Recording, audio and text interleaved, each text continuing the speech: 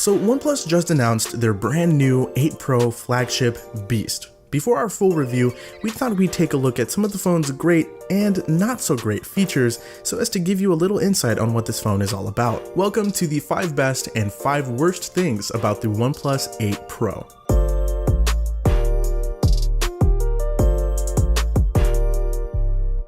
Let's start off with the display. It is very nice. At 6.78 inches, this Quad HD monster sports the highest color accuracy ever on a OnePlus phone. It's super crisp and clean, it's very bright, and the colors pop, the edges are curved, it's just pure eye candy. And on top of all of that, it takes things a step up from last year's OnePlus phones with a 120Hz refresh rate. And the real kicker here is that you can set it to both 120Hz and QHD Plus for use at the same time, which is awesome. It really is a great experience.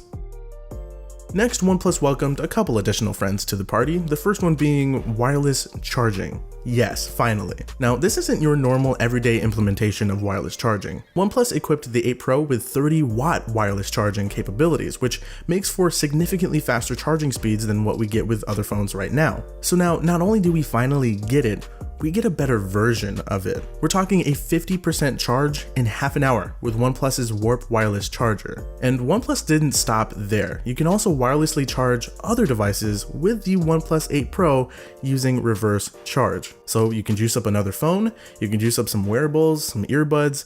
It's a nice addition for sure. The other new addition is an official IP68 dust and water resistance rating. Now, OnePlus phones have had general everyday water resistance for a while, but it's never been made official on this level until now. This is also a great addition, one for which I'm sure we are very thankful. Next, we're talking performance. OnePlus has pretty much always been about speed, and the 8 Pro is no exception. This phone screams speed and performance. It's got the latest and greatest with a new Snapdragon 865 CPU, Adreno 650 GPU, and either 8 or 12 GB of LPDDR5 RAM. In addition to that, the phone sports Wi-Fi 6 and 5G capabilities for fast connectivity speeds, UFS 3.0 storage for fast data transfer speeds, fingerprint and face unlock are both very quick. We already know that both forms of charging are lightning fast, and pairing all of that with Oxygen OS makes for what is probably the quickest and strongest phone in terms of performance that I've used so far. Speaking of Oxygen OS, it's been a favorite for many, and it just keeps getting better and better.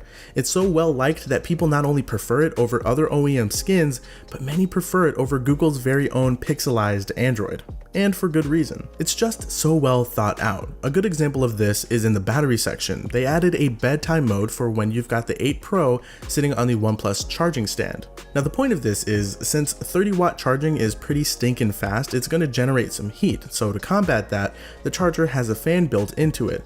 But let's say the charger is on a bedside table. That fan just might bother some users. So with bedtime mode, this will reduce the speed of the charging, which in turn reduces the fan noise on the charger. Oxygen OS has a lot of thought and attention to detail behind it, making it one of the phone's greatest features. But now it's time to get into the not so great things about this phone.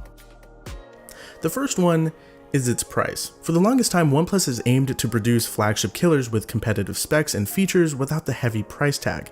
That obviously resulted in these phones lacking a few things some people wanted. But we all knew this day would come, and if we wanted those features, we were gonna have to pay for them. That's just how things work. Either way, a starting price of $900 is a tough pill to swallow. That'll get you the model with 8 gigs of RAM and 128 gigabytes of storage. If you want the maxed out version with 12 gigabytes of RAM and 256 gigabytes of storage, that'll run you $1,000. Yeah, but that's the price you're going to have to pay if you want top of the line specs and performance with some pretty awesome additional features. Next, we're talking curves. As much as I enjoy looking at display curves, using a display with curves is a completely different story, and the 8 Pro's screen has some pretty serious curved edges. They're sharper and more dramatic than they were on last year's 7 Pro. While accidental input does depend on how you hold your phone, I think at some point everyone deals with it, and it's not the most fun thing in the world. Next, we're taking a look at that camera bump. It's thick.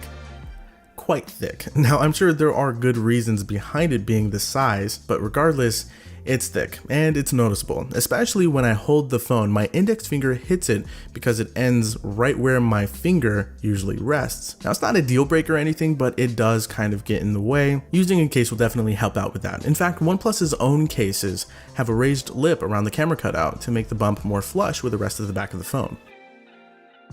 Speaking of size, the phone itself is quite large as well. As much as I and many others enjoy large phones, they're definitely not for everyone. Even though the 8 Pro is just barely narrower and lighter than the 7 Pro, it's just over 2.5 millimeters taller than the 7 Pro, which just adds on to its not so one-size-fits-all footprint.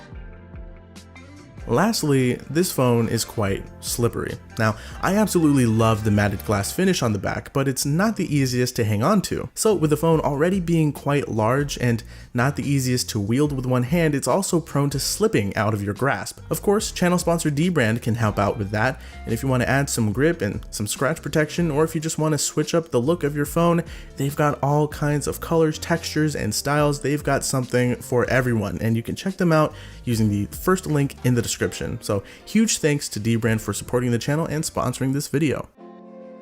There's a whole lot more to take a look at with OnePlus's new phones, camera performance, battery life, and what it's like using the phone as a daily driver, so stay tuned for our full reviews. If you enjoyed this video, feel free to leave it a like, and don't forget to subscribe to the Android Police channel and turn on post notifications if you're new. I'll talk to you guys later, and thank you so much for watching.